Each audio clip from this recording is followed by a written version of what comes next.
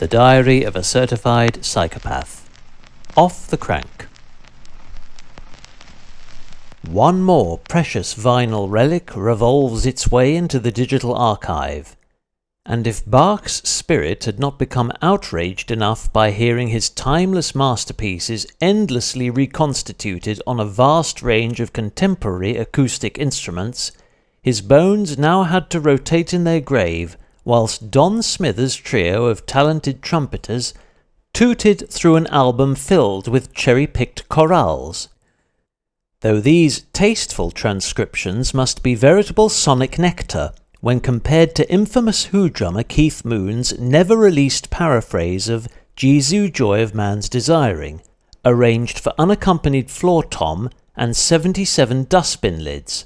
Sloth twitched my way to a 30-day sprint PB on the second of 2 averagely tame-tempered laps around the flat course, which secured me 6th place on the segment's tightly contested leaderboard. Still a country mile off its legitimate jersey holder, in spite of a cannily deployed aero power-up.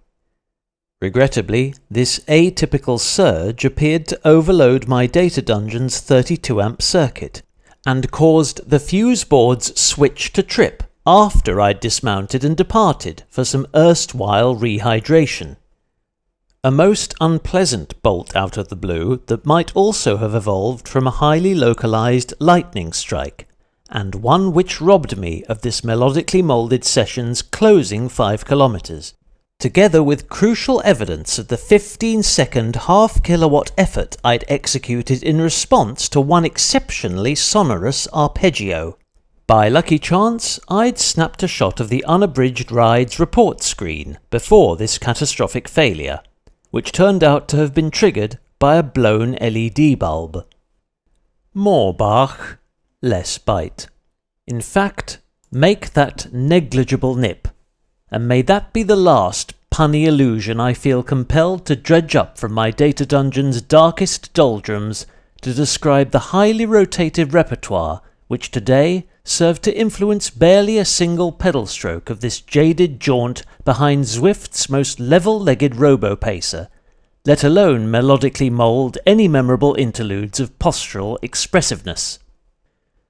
Stokowski's sumptuously orchestrated transcription of Bach's Chaconne in D minor, originally composed for violin, offered ample opportunity for a multitude of mega-high cadence microsurges, with its sweeping scales rendered in sonorous unison on the strings, whilst stairmastered thrashes, synchronized to each prophetic sequence of chords,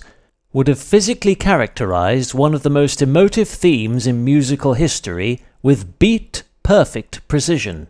As things stood, I took on the role of a resigned spectator within our relaxed clan's sheltered confines, echoing all ride-ons that floated into my bottomless pockets, and watching progress bars crawl right at the rate of an average Windows update.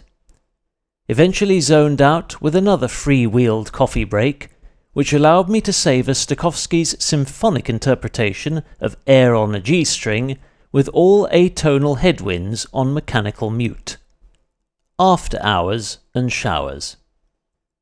One of those days when it all must count, I conveyed via a stern glance at one vulture-sized herring gull strafing across the guardrail of an anonymous neighbour's high-rise flat,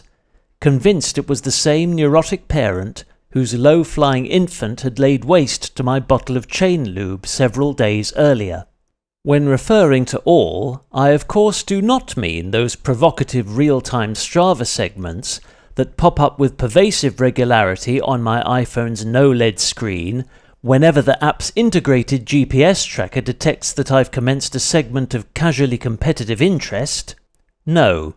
Rather, I was referring to every nanometer of duty-bound distance between now and the end of this self-assigned micro-mission to hand, grab and bag a tardily texted shortlist of 5 or fewer non-essential must-haves from my most dependable local dealers in dairy-free macrobiotics, sustainably grass-fed fruit and veg, palm tree-friendly cocoa butter, and other cannily commercialized commodities,